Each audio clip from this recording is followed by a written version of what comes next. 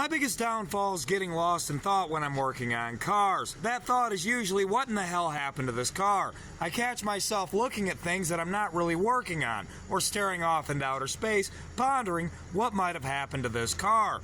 I mean, yeah, I know what's wrong with the car, I know what I have to fix to make the car right again, but like this edge right here. What in the hell happened? How did they get so much water, and I mean water, inside of the transmission? Did they take it swimming? Did it fall off a ship? Was it a flood car? What happened to this 13 Ford Edge? Now for some reason I'm picturing two hillbillies trying to drive it onto a pontoon boat instead of just fixing the problem. But I mean, is there water in the differential?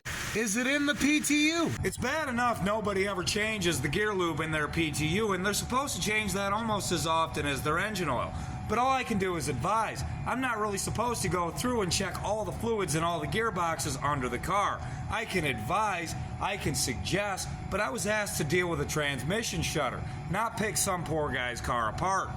For those of you doing this, these have a drain plug for a reason. You're supposed to change the transmission fluid a little more often on these than most other cars. Looks like they replaced one of the evap hoses with air compressor hose. And what's going on with this ground over here? Okay, none of this is any of my business. These got another drain plug up higher. I'm told you're supposed to take that plug out and add fluid until fluid comes out of that drain hole.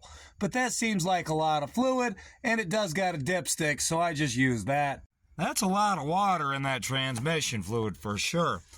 And what's with the drywall screws? It's not what those are for. They're not flexible enough for automotive application. I hate mechanics who think this way. They're a blot on the face of humanity, out to make everybody's lives more difficult than they have to be. But I don't have any other choice but to say I guess it's just job security, because there's nothing else I can do.